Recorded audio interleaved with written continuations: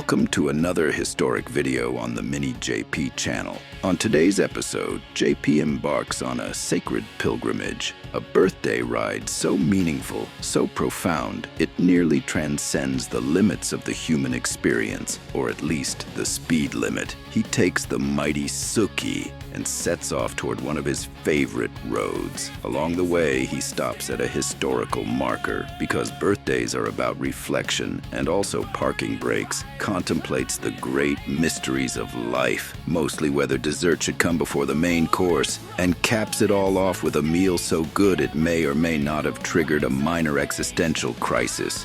So, put your helmet on and join JP on a birthday ride that will echo through the halls of legend.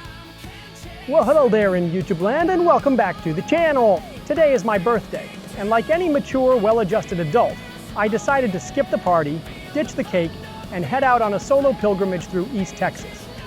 No real plan, no destination. Just me, my thoughts, and the soothing growl of a Suzuki GSX-S1000, which honestly does more for my mental health than any therapist ever could. I figured I'd let the road decide. And the road decided very well. I ended up on Farm to Market 1458, better known as Racers Road, a winding stretch of asphalt that runs between San Felipe and Pattison.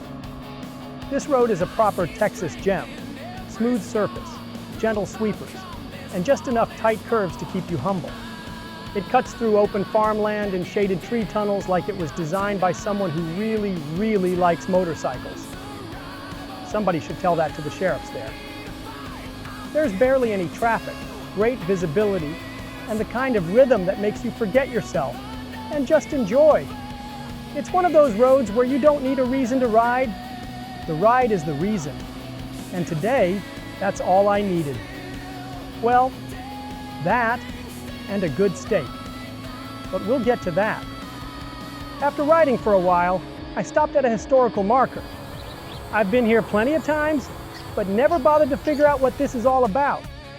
Tucked away in the brush like Texas history's version of a secret level, this humble stone marker claims to stand near the spot where a town hall once stood.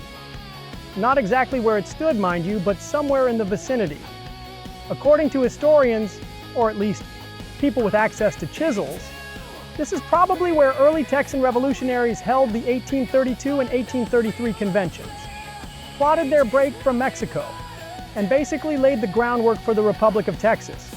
The building itself, long gone, burned to the ground in 1836 to keep it out of the hands of the advancing Mexican army, or to cover up the fact they didn't finish the drywall. Either way, what remains is a solid piece of granite and a whole lot of educated guessing. But hey, in Texas, legend is practically the same thing as fact. Back in the 1820s, before Waze, Google Maps, or even roads, Stephen F. Austin showed up in what would become San Felipe and said, "Yeah, this looks like a good place to settle. Just follow the notch trees and hope for the best." The town quickly became a hot spot, a sort of colonial Grand Central Station, with wagon trails spidering out in all directions. 8 or more roads apparently projected from San Felipe, which is impressive considering they were mostly glorified mud pits with tree graffiti.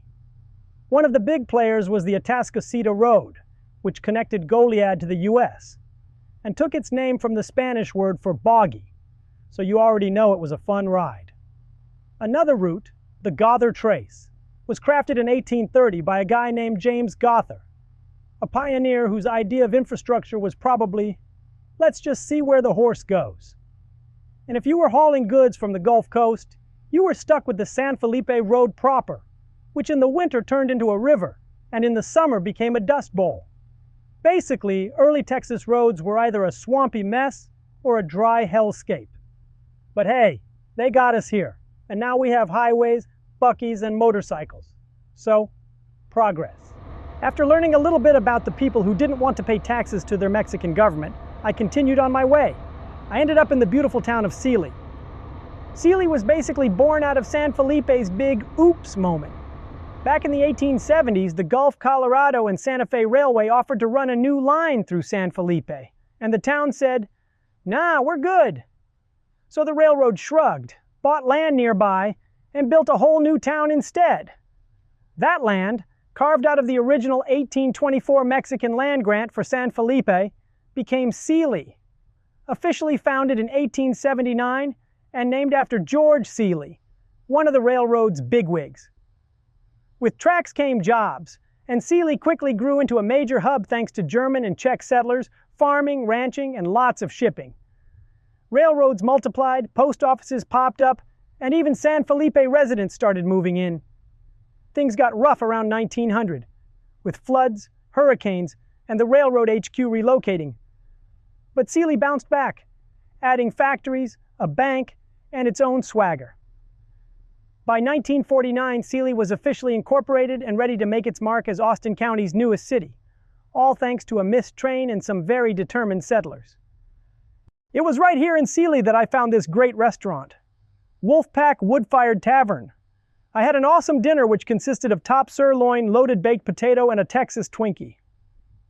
If you don't know what a Texas Twinkie is, it's a jalapeno wrapped in bacon and stuffed with brisket, cream cheese, and creamy jalapeno ranch. After dinner, I headed out to my last stop, the Regal Cinema, where I watched a pretty boring movie.